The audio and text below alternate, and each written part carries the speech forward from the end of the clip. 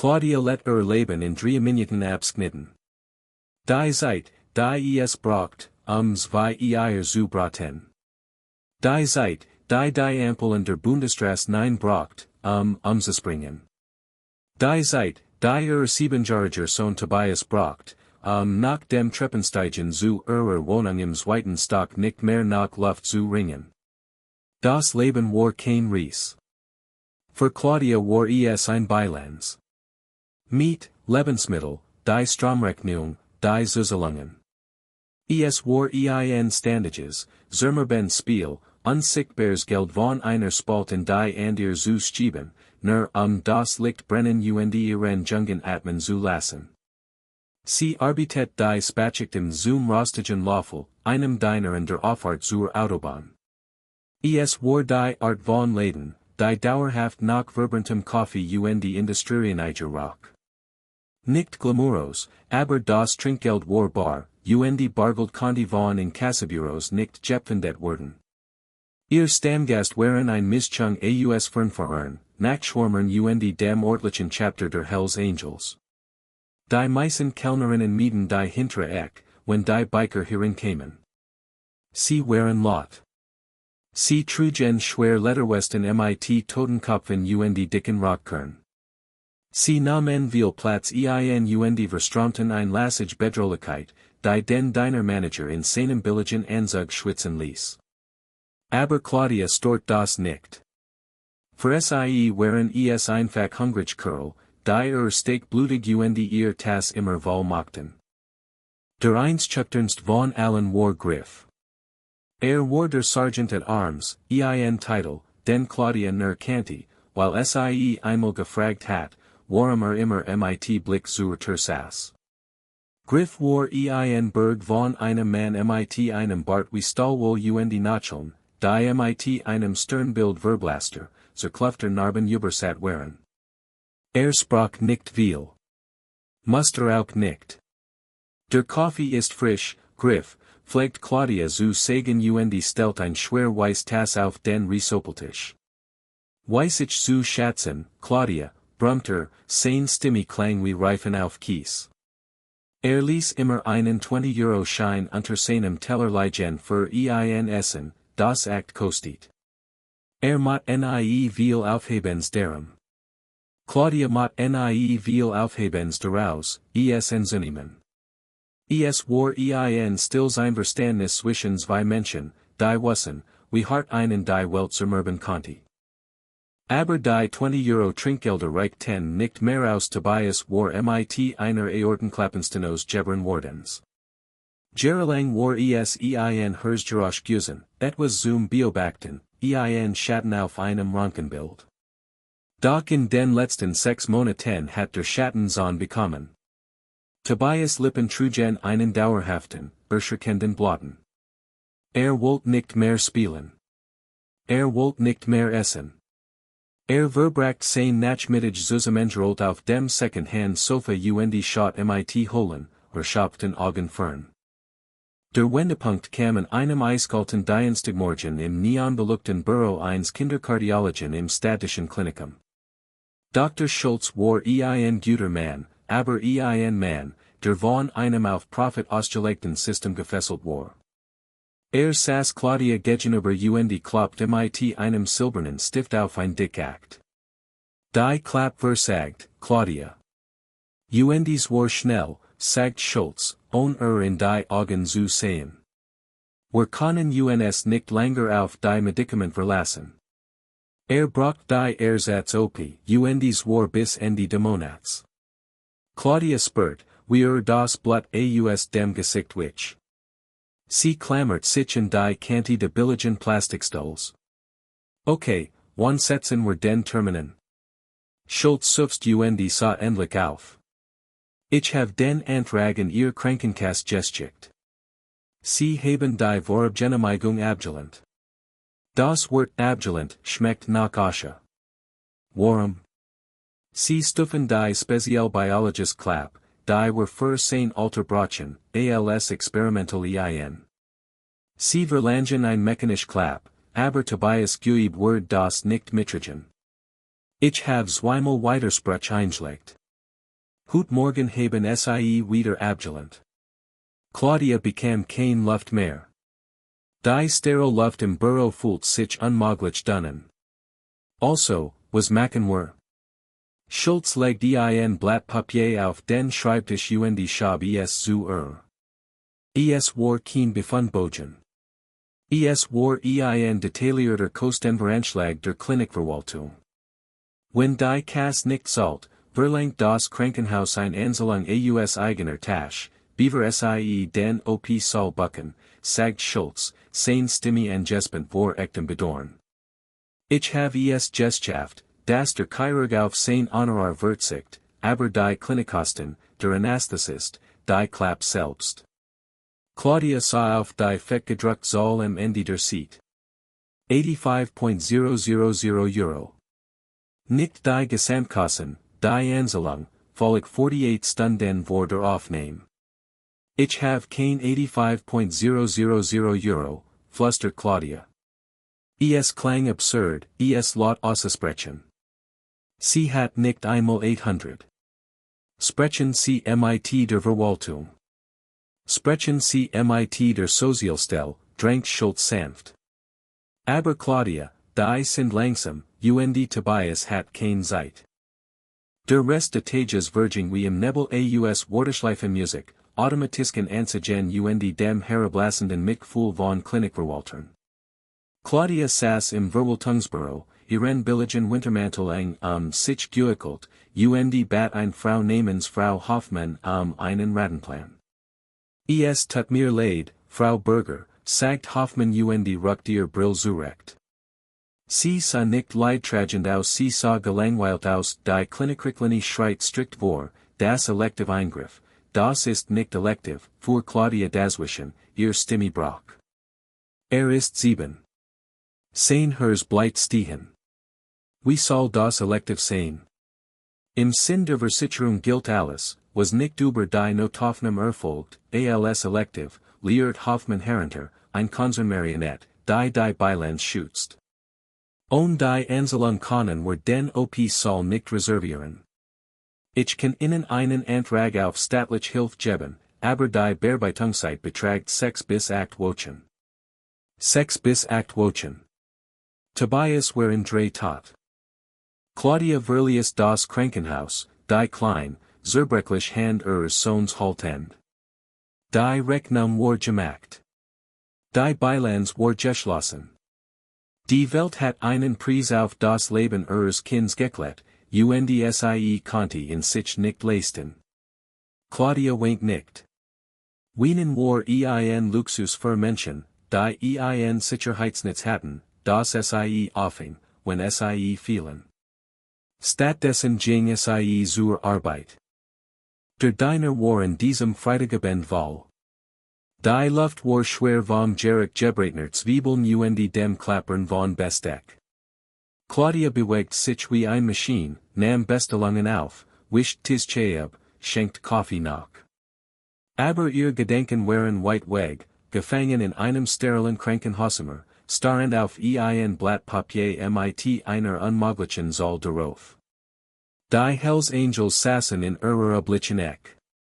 Griff, zusammen mit einem Dutzend anderer, schwer Männer mit bestickten Katten und wettergerten Gesichtern.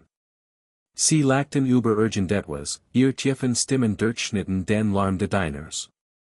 Claudia hörte sich ihrem Tisch mit einem Tablett voller Teller Steak mit einer Portion Bratkartoffeln und einem großen Krug Eiswasser. Ihr Arm zitterten. Sie hat seit 2 Tagen nicht geschlafen. Sie hat seit gestern Morgen nichts gegessen. Als sie sich vorbiert, einen Teller vor einem Biker namens Vic abzustellen, blieb Fuss in der Kante einer eingerissenen Bodenflies hängen.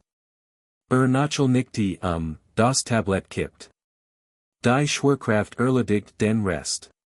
Wir Teller essen, schwer Keramiktassen und ein Krug Eiswasser krackten zu Boden. Der Lärm war ohrenbetäubend. Dick Steakstück rutschten über die schmutzigen Fliesen. Zersplitterts Glas flog auseinander. Eiswasser durchnässt die Aufschläge von Griffs schwerer Jeans. Der ganz deiner Verstand schlagartig. Der Manager steckt den Kopf aus der Kusch, sein Gesicht blass. Alle starten die Biker in warteten auf die Explosion. Claudia stand wie start. Sie blickt auf das ruiniert Essen, dann auf Griff's Durchnast Stiefel. Die Maschine zerbrach, die Taubheit zersplittert. Sie sank mitten in der Sauce den Schurz ben auf die Knie, vergrubber Gesicht in den Händen begann zu schlutschen. Es war kein Sanfts, Knorriefs Wienen. Es war haslich, keilig, Kutchens Schlutschen, das aus dem tiefsten Grund ihrer Brustriss. Es war das Geräusch einer Frau, die jeden einzelnen Tag ihres Lebens einen Krieg geführt in nun endgültig verloren hat. Es tut mir leid, stiess sie herwehr, ihr Hand zitterten, während sie blind versucht, Schurz ben zerbrochener Teller aufzuheben. Es tut mir so leid. Ich bezahl das. Ich räum das auf, bitte. Es tut mir leid. Ein schwerer, in Leder geholter Arm griff nach unten packte Handschlenk, sanft, aber mit unnachgiebiger Kraft. Hör auf, brummt ein Stimme. Claudia blickt durch verschwommen, brennend Augen auf. Griff war aus seiner Sitzek aufgestanden. Sah nicht auf das Chaos. Sah sie. Sah sie auf die Fuss. Vic, hol einen Mob, befahl Griff, sich zu drehen. Vic sagert nicht. Sprintet praktisch Richtung Kusch. Ich bezahl das Essen, Griff. Ich schwor, worgt Claudia herwehr. Halt den Mund wegen dem Essen, Claudia, sagt Griff. Sein Stimme war nicht wattend. Sie war gefahrlich ruhig. Führt sie zu einer Lehren nicht abseits de Chaos zwang sie, sich hinzusetzen. Schob seinen massiven Körper in den Sitz gegenüber. Du schenkst mir seit wir jaren Kaffee sagt Griff bietet sich vor. Du suchst nicht zusammen, wenn wir reinkommen. Du siehst uns nichten, als wären wir abscom. Du bist die hartest arbeitende Frau, die ich kenn. Ich hab dich nach nie zusammenbrechen sehen. Nicht ein einziges Mal. Legt sein großen, vernarbten Hand flach auf den Tisch. Wann muss ich verletzen, fragt Es war kein Scherz. Meint es tot ernst.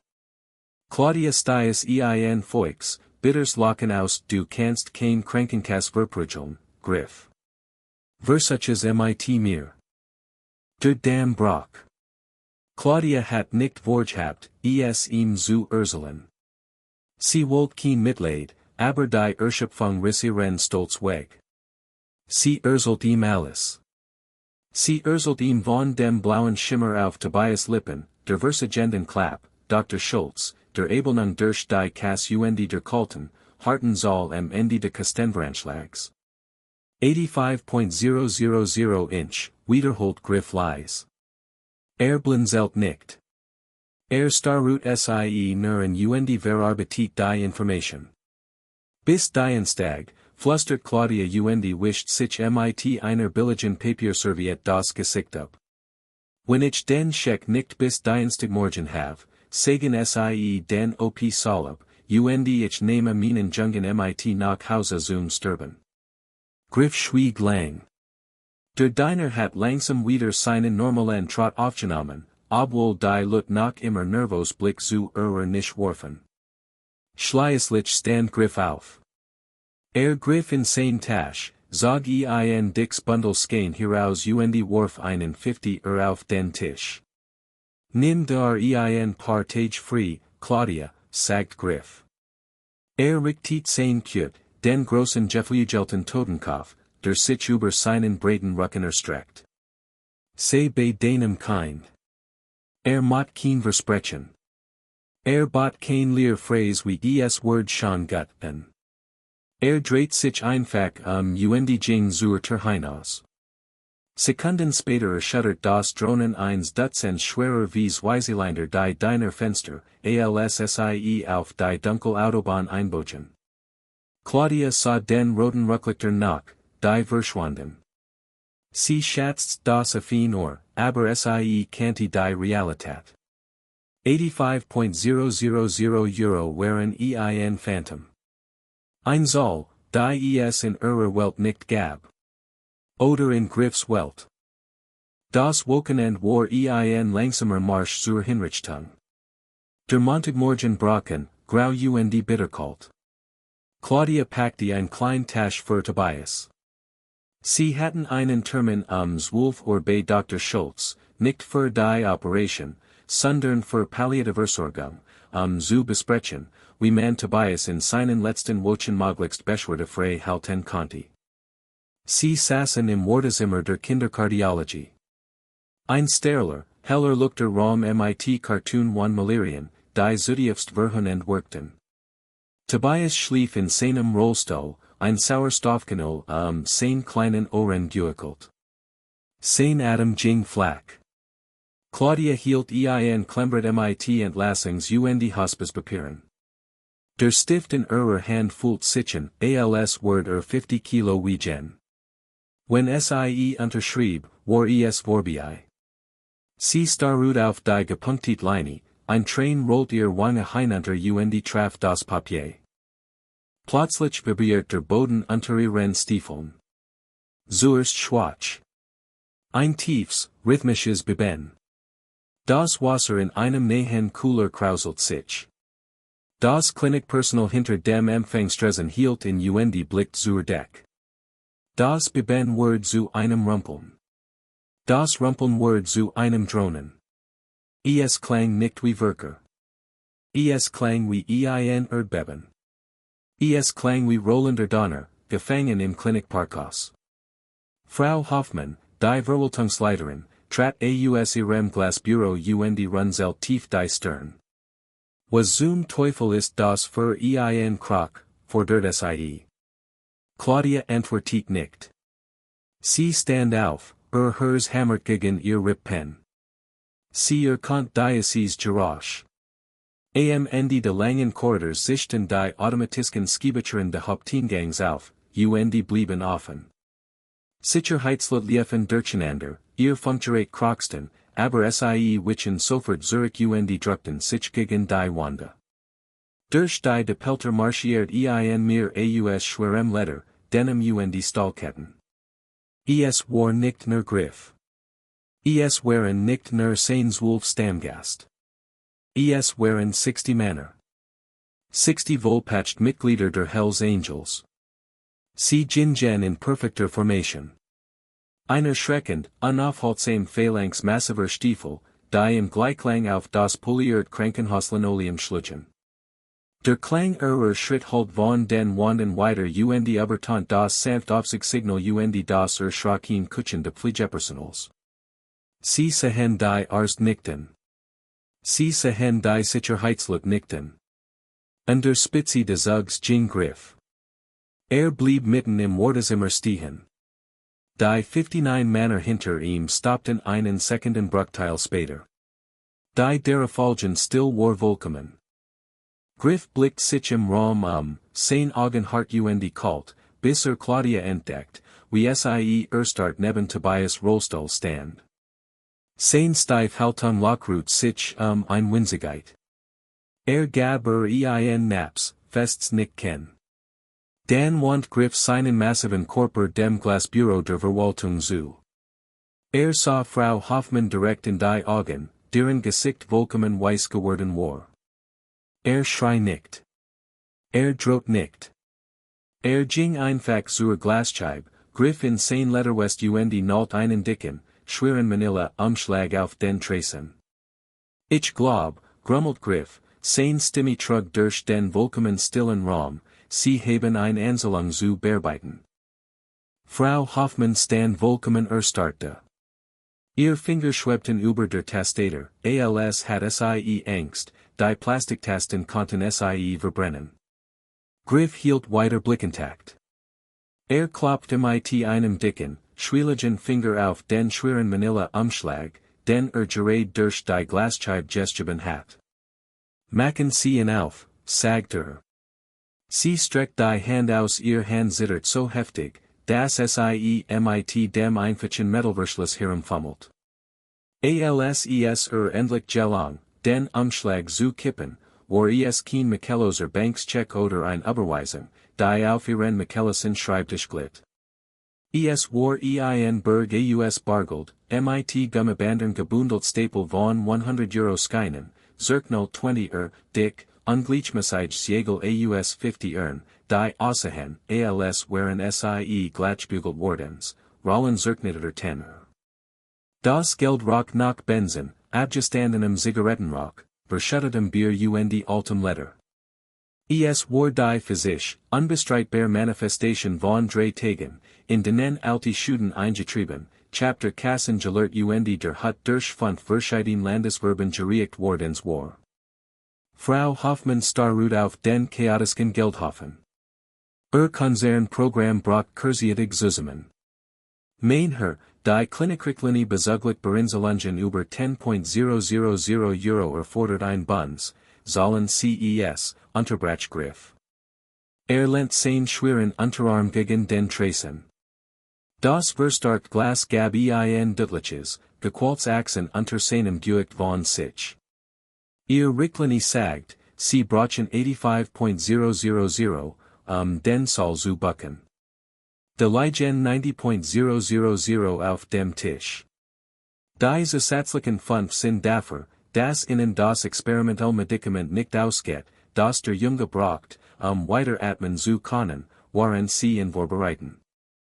Zwei Klinik-Sicherheitsleute, Männer, die normalerweise mit renitenten betrunkenen und verwirrten Großmuttern zu tun hatten, schwebten nervös in der Nähe der Aufzug. Einer griff nach seinem Funkgerät. Ein Biker mit vernarbtem Hals und einer schweren Eisenkette im Gürtel dreht langsam den Kopf und sah dem Watchman direkt in die Augen. Die Hand des Watchmans sank langsam vom Funkgerät weg. Niemand rührt sich.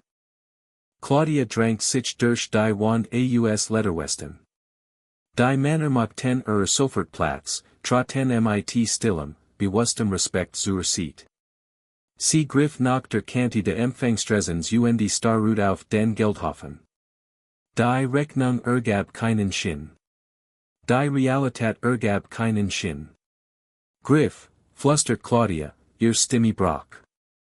Oui. Griff sah auf sie herab.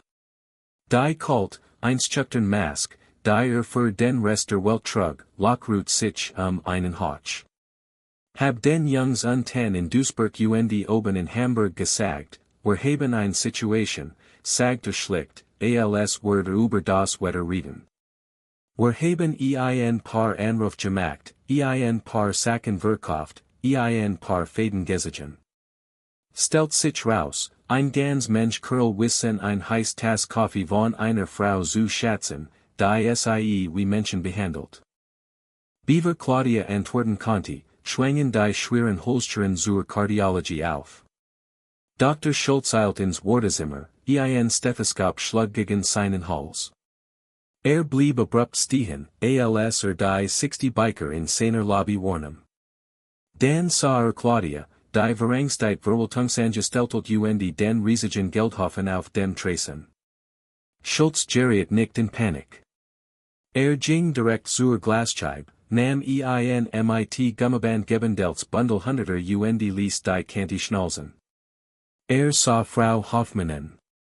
Ist die Anzahlung erfüllt, Frau Hoffmann, fragt Schultz, sein Ton ließ keinen Raum für Verwaltungstechnisches Ausweichen. Hoffmann schluckt schwer. Ich muss die Zahlung prüfen. Dann prüfen Sie schnell, schnappte Schultz. Want sich Claudia zu, sein Augen weit vor Schock und tiefer Erleichterung. Claudia, wenn das echt ist, haben wir ein Spenderklapp auf EIS, die heute Morgen gerade aus Hamburg eingetroffen ist. Wir können ihn jetzt vorbereiten. Wir können es heute machen. Claudia konnte nicht sprechen. Ihr nie geben nach. Sie war zu Boden gegangen, aber Griff schwer Hand fing sie in der Schulter auf und hielt sie aufrecht. Zog sie zurück auf die Fuss. Los, sagt Griff zu Schulz winkt einem Team von Krankenschwestern, die sich im Stationstresen versammelt hatten. Bringt den Jungen sofort in die Vorbereitung. Als die Schwestern nach vorn eilten, Tobias Rollstuhl Richtung Operationstrakt zu schieben, auf nicht Tobias langsam die Augen. Worked verward, sein Atem flach unter der Sauerstoffmask. Sah das mir aus Risiken, bartigen Mannern sich hirem. Griff trat vom Trasen weg und ging zum Rollstuhl hinüber. Der Riesige Biker nicht sich hin, sein nie schlug mit dumpfem Aufprall auf das Linoleum. Bracht sein Gesicht auf Augenho mit dem Jungen. Hör mir zu, kleiner Mann, brummt Griff sanft. De draußen wartet ein ganz Armee auf dich. Du gehst rein, du kämpfst hart, und du kommst wieder raus. Wir gehen nicht, bis du zurück bist. Verstanden? Tobias sah den massiven Mannen. Langsam hob der Siebenjährige ein zerbrechlich, zitternd Hand und seit einen schwachen Daumen nach oben. Griff nickt und stand wieder auf. Los geht's. Krankenhäuser sind so gebaut, dass sich Menschen klein fühlen. Sie sind riesig, hallend Labyrinth aus weißen Wanden und sterilen Geräten. Aber für die nächsten Stunden gehört das Wartezimmer der Kinderkardiologie dem Club. 60 Männer Jingen nicht. Sie Jingen nicht rochen. Sie suchten kein Bar auf. Sie blieben genau dort. Der Kontrast war schockierend und zutiefst surreal.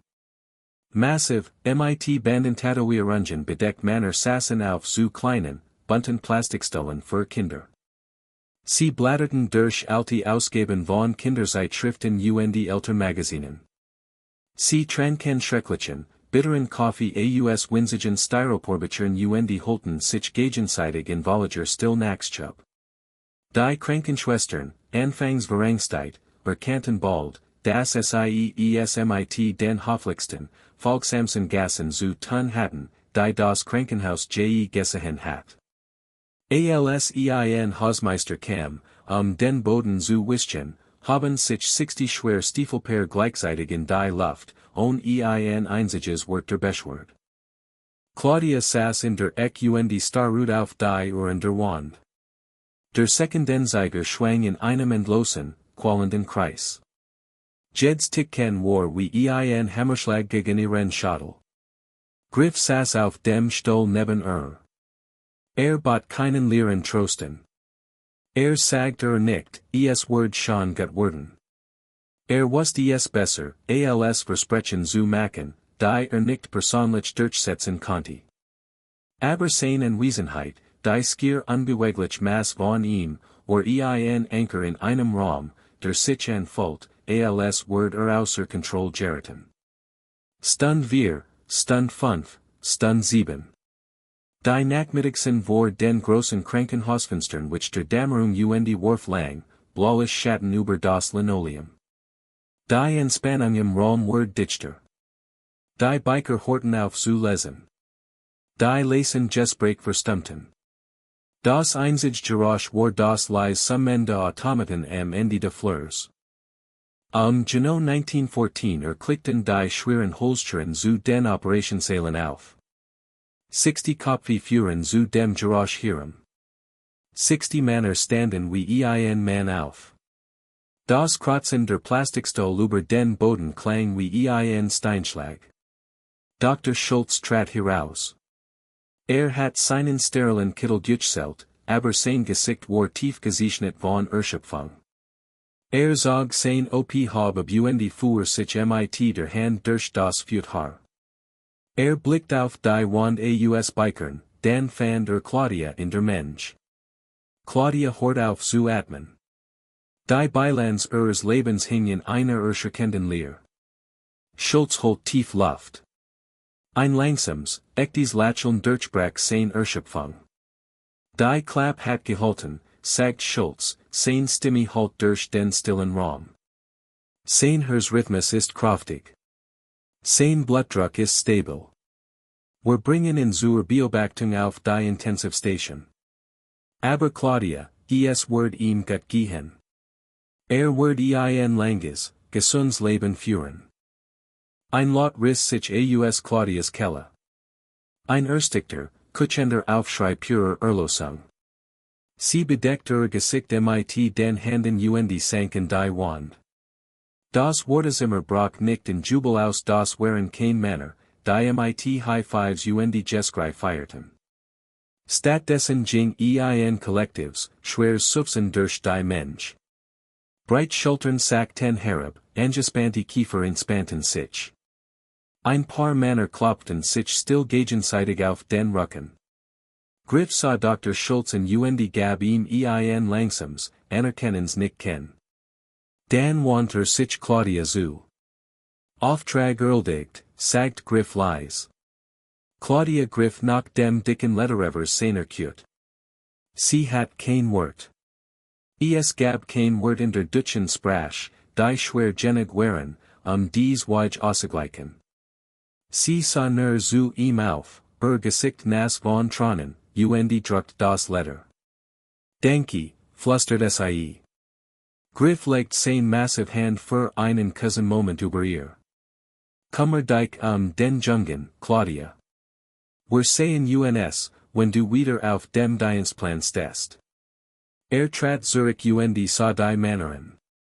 Brot keinen Befehl. Hab nur das Kinn Richtung Ausgang. In perfekter, disziplinierter Ordnung drehten sich die 60 Männer und begannen den langen Weg den Korridor hinunter. Ihr Stiefel schlugen mit demselben rhythmischen, donnernden Takt auf den Boden. Aber diesmal klang es nicht wie eine Invasion. Es klang wie der Rucksack einer siegreichen Armee. Claudia sah innen nach, stand neben Dr. Schulz, bis sich die Automatisken Türen schlossen und das Letzdronen der Weisweiseländer in der kalten Nachtluft verklang. 3 Wochen später war der Diner Lot. Der Freitagabend ernster war in vollem Gange. Teller klapperten. Der Jerek Gebratner Zwiebeln hing schwer in der Luft. Claudia bewegt sich hinter dem Tracen mit einer Geschwindigkeit und Leichtigkeit, die sie seit Jahren nicht mehr besessen hat. In einer nicht ganz hinten saß Tobias, aß einen Teller Pommes und malte mit einem roten Buntstift auf einem Papierset. Sein Wangen waren von einem lebendigen, gesunden Rosa. Der erschreckend Bloschimmer sein Lippen war völlig verschwunden. Lachte über etwas, das der Koch aus der Kusch rief. Ein helles, klares Geräusch, das durch den Lärm des Diners schnitt. Die Glock über der Glaster bimmelt. Der Diner verstummt für einen kurzen Moment, als Dutzend schwerer Männer in Lederkutten hereinkamen. Sie störten auf ihr Oblichektisch nicht zu. Claudia griff nach einer frischen Kaffee. Sie ging zum Tisch, wischten Kurz ab, beaver sie ein schwer weiß Tass vor dem Mann im Kopf der nicht abstellt. Der Kaffee ist frisch, Griff, sagt Claudia, echtes Lächeln erregt ihr Augen. Griff blickt hinüber zu der Nisch, in der Tobias saß. Der Junge sah auf, entdeckt den riesigen Biker und winkt lebhaft und fröhlich. Griff erwidert mit einem einzigen, nappen Nicken. Sah wieder zu Claudia, sein Gesicht so unlesbar wie immer. Weiß ich zu schätzen, Claudia, brummt Griff. Griff in sein Tasche und schob einen 20-Euro-Schein unter seinen Teller für ein Essen, das kostet. Claudia schenkt den Kaffee und ließ das Geld genau dort liegen, wo es lag. Manch Bilanzen, bekannt sie, waren nicht dazu bestimmt, mit Geld ausgeglichen zu werden. Sie wurden ausgeglichen mit Blut, mit und dem stillen, unbestreitbaren Beweis, das selbst in den dunkelsten Ecken einer sinnlichen Welt die Menschlichkeit immer noch auf schwerem Eisen unterwegs ist. Dies Geschick beweist, dass Helden nicht immer Weißkittel tragen. Manchmal tragen sie Lederwesten und fahren schweres Eisen. When Claudias und Tobias Geschick den Hers berührt hat, druck den like button, den Unterstützung zu sehen. Teil dieses Video mit Freunden und die Familie, sie darin zu erinnern, das wars Mitgefühl oft von den unerwartetsten Orten kommt. Vergiss nicht zu abonnieren und die Benachrichtigungen zu aktivieren, damit du kein weiter unvergesslich Geschichte verpasst. Wir alle brauchen ein bisschen mehr Menschlichkeit.